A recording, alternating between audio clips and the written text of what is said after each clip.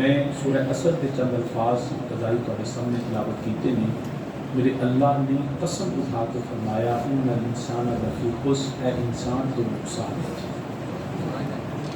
مجھے قسم ہے زمانے کی، والعصر ان الانسان لفی خسر، مجھے زمانے کی قسم ہے اے انسان تو خسارے میں ہے، نقصان میں ہے، گھاٹے میں ہے. اب یہ قسم اللہ وحدہ لا شریک نے زمانہ اسلام کی، زمانہ بعثت مصطفیٰ صلی اللہ علیہ وسلم کی، میرے نبی کی ولادت کی، یا مطلقاً زمانے کی علماء مفسرین نے اس کو تفصیل سے بیان فرمایا. لیکن اگلے جو الفاظ ہیں وہ یہ ہیں کہ انسان تو نقصان. اب ہم جب اپنی زندگی کا جائزہ لیتے ہیں، شب و روز دیکھتے ہیں، تو ہمیں تو اپنا نقصان کہیں نظر نہیں آتا. ہم تو اگر اپنے مال کو دیکھیں تو بھی ہمیں بڑھا ہوا نظر آتا ہے. ہماری کوٹھیاں بڑھ گئیں، ہماری کاریں بڑھ گئیں، ہماری زمینیں بڑھ گئیں، ہماری جائیدادیں بڑھ گئیں، ہمارے بینک اکاؤنٹس جو ہیں اس میں اضافہ ہو چکا. تو ہمیں تو اگر پیچھا دیکھیں تو ہمارے آباء و اجداد کے پاس اتنی شاہانہ زندگی نہیں تھی جو آج ہمارے پاس ہے. ان کے پاس اتنے وسائل نہیں تھے جو آج ہمارے پاس ہیں. ان کے پاس اتنی دولت دنیا نہیں تھی جو آج ہمارے پاس ہے. ان کے پاس کچا مکان کا آج ہم کوٹھیوں میں رہتے ہیں. ان کے پاس جو تھے وہ سواری آنے جانے کی جو سہولیات ہیں جو ہمارے پاس ہیں وہ ہمارے بزرگوں کے پاس نہیں.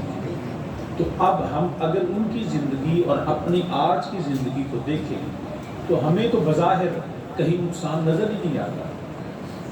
ہر چیز میں اضافہ، ہر چیز میں سہولت، ہر چیز میں تعیش نظر آتا ہے. ہمیں اپنی زندگی میں ایک بڑی تبدیلی نظر آتی ہے، آسانی نظر آتی ہے، آسودگی نظر آتی ہے.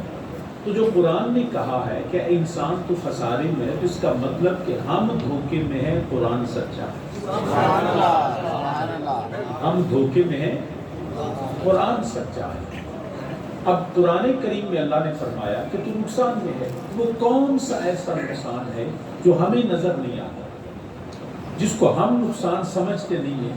سامعین ذی وقار یاد رکھنا، اگر دولت دنیا، دنیا کی طاقت، دنیا کی بادشاہت، دنیا کی یہ جائیدادیں، یہ زر سیم و زر، یہ سونا، یہ چاندی، یہ ہیرے جواہرات، اگر یہی کامیابی ہوتی تو یہ تو پھر بڑے بڑے کفار کے پاس بھی تھی. آپ نمرود کا اندازہ لگائیں کہ نمرود کے پاس ان میں سے کیا کچھ نہیں تھا. مال بھی تھا، دولت بھی تھی، پیسہ بھی تھا، طاقت بھی تھی، سپاہ بھی تھی. اس کے پاس وہ حتیٰ کہ اپنے غرور اور گھمنڈ میں وہ خود معاذ اللہ زمین پہ خدا بن کے بیٹھ گیا اور لوگوں کو اپنے سامنے جھکاتا تھا. یہ سب چیزیں اس کے پاس تھیں. یہ چیزیں فرعون کے پاس بھی تھیں. اس کے پاس بھی ہر چیز تھی اور اس نے بھی معاذ اللہ دعوی خدائی کیا اور خود کو بیٹھا تھا اور لوگوں کو اپنے سامنے جھکاتا تھا. یہ چیزیں تو شداد کے پاس بھی تھی، حامان کے پاس بھی تھی، ابو جہل، ابو لہب، عتبہ، شیبہ، ولید و امیہ، جتنا بھی آپ دیکھو ان کے پاس کنیزیں بھی تھی، غلام بھی تھے، تجارت کے مال بھی تھے. لیکن ساری چیزوں کا جائزہ لیں، اگر یہی کامیابی ہے تو پھر تو نمرود بھی کامیاب ہے، جس کو ہم آج جس کو اپنی کامیابی سمجھتے ہیں. پھر تو فرعون بھی کامیاب ہے، پھر تو شداد و حامان بھی کامیاب ہے، پھر تو ابو جہل، ابو لہب، عتبہ، شیبہ، ولید، یہ سب کے سب کامیاب ہیں. تو اس کا مطلب ہے کہ جس کو قرآن کامیابی کہتا ہے وہ کچھ اور ہے. وہ جو مفلحون کا قرآن کہتا ہے نا وہ اور لوگ ہیں. وہ دنیا کی چیزیں کامیابی نہیں. میں یہ نہیں کہتا کہ یہ بالکل ہی کامیابی نہیں، یقیناً یہ بھی ہے، لیکن یہ ادھوری کامیابی ہے، یہ نامکمل کامیابی ہے. تو یاد رکھیے گا، سب کچھ ہونے کے باوجود اگر تاریخ کے اوراق کو پلٹ کر دیکھیں تو کیا سمجھتے ہیں نمرود کامیاب تھا؟ جواب دیجیے.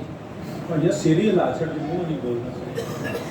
نمرود کامیاب تھا؟ نہیں. کیا فرعون کامیاب تھا؟ نہیں. تو پھر نمرود کامیاب نہیں تھا، کامیاب ابراہیم علیہ السلام.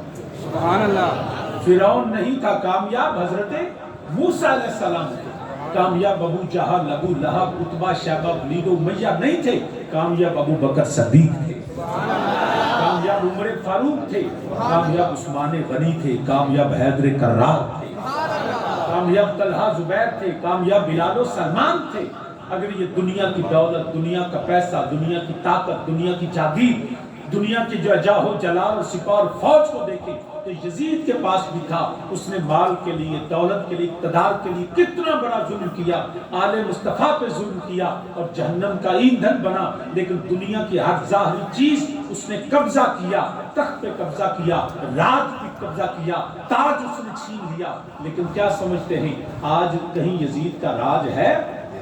کیا یزید کا تخت ہے؟ کیا یزید کی حکومت ہے؟ اس کے مال، اس کی دولت، اس کو پیسہ، اس کی وہ طاقت، اس کی وہ فوج اس کو کامیاب نہیں کرا سکی۔ کامیاب کل بھی حسین تھے، کامیاب آج بھی حسین تھے۔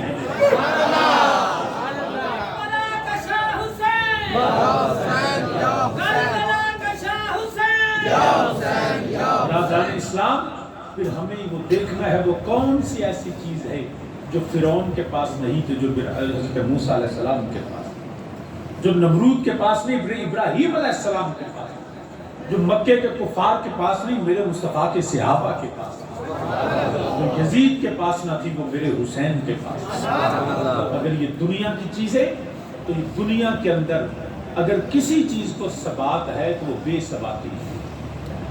کوئی چیز بھی یہاں پہ حد آخر نہیں ہے، ہر چیز بدلتی رہتی ہے۔ اور یہ دنیا جتنی بے وفا ہے، جس کے لیے ہم مرے جا رہے ہیں، جس کے لیے ہم بھاگ رہے ہیں، دوڑ رہے ہیں، ہمیں یاد ہی نہیں، رزق کی تلاش میں چلتے ہیں، ہمیں رازق کا خیال ہی کبھی نہیں۔ آج ہم کسی سے پوچھیں، نہ ہمارے پاس نماز کا ٹائم، نہ ہمارے پاس رمضان کے احترام کا پاس ہے، نہ ہمارے پاس جو ہے تراویح کا ٹائم ہے، کچھ نہیں ہے۔ ہم بھاگے جا رہے ہیں، رزق، پیسہ، دولت۔